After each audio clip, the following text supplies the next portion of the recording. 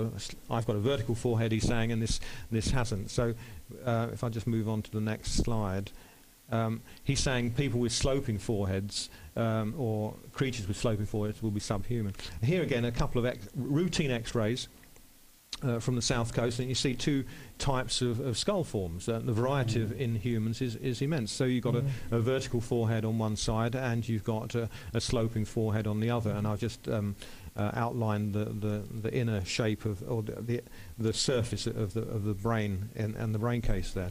So in living humans, you've got this great diversity, and in ancient times, people used to mess around with children's heads. They used to bind them up, and so you can deform. And here's a slide of a skull from Peru.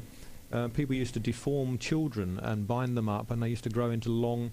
I'm not sure whether that's for a religious purpose or whether they found that pleasant to see. Even in some births, as the skull goes down through the birth canal, it can be deformed for a few days. Because it's soft when it's first. Well, that's right. Yeah. So as a baby's born, it's deformed, and then it gradually sorts itself out.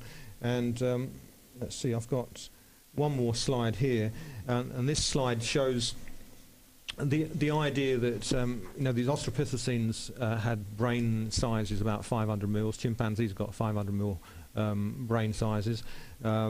Cows' brains are 500 mils as well. They're all equivalent, but cows are not that much. They don't use typewriters like chimpanzees do. But here's an interesting case where there's a man of about 55 who's written up in the British Medical Journal in the last few years. He had an accident, was knocked unconscious, had a brain scan, and that's a picture of his brain scan. And the front of his head is at the top and the back is at the bottom. And so his brain, which is the pinky gooey stuff at the bottom, that only occupied less than half of his cranial capacity. The black area was just water, basically. That wasn't the result of the accident. He was born like that, or it developed gradually. But certainly his brain occupies less than 500 mils or so. And yet he was perfectly normal. He woke up from his unconscious state and he's plumb normal. But it was only because of his accident, when the X-ray was done, that his brain was discovered to be like that. If he hadn't had the bang on his head, we wouldn't have known about it. So there you can see categorically that the size of the brain actually has no bearing whatsoever on intelligence. And it's much more to do with the organisation of the brain rather than the overall size. And we all know that men have bigger brains than women, don't we?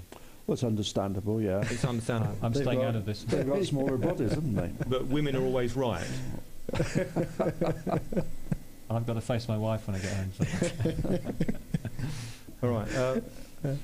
Just for those who are still awake, and to keep you awake, there's a picture of a cow brain, and that's 500 mils. And there's an example from the museum in London again. There's a human brain next to a blue whale brain, and there's the other side of the equation, that a huge brain doesn't make you hugely intelligent. No. So, and Neanderthals, their skulls were what?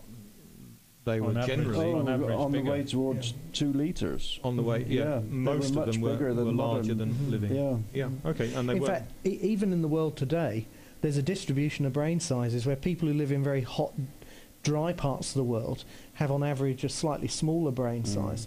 People living in very cold and dry environments in the far north tend to have on average slightly larger brain sizes.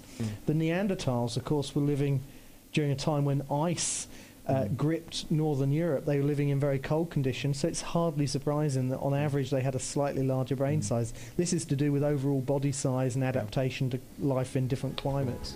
Okay, well, we've run out of time basically, but I think we've covered fossils and human origins, and we've shown that there's no evidence whatsoever for evolution, and there's no evidence to show that apes turned into humans, or that humans were at any time subhuman.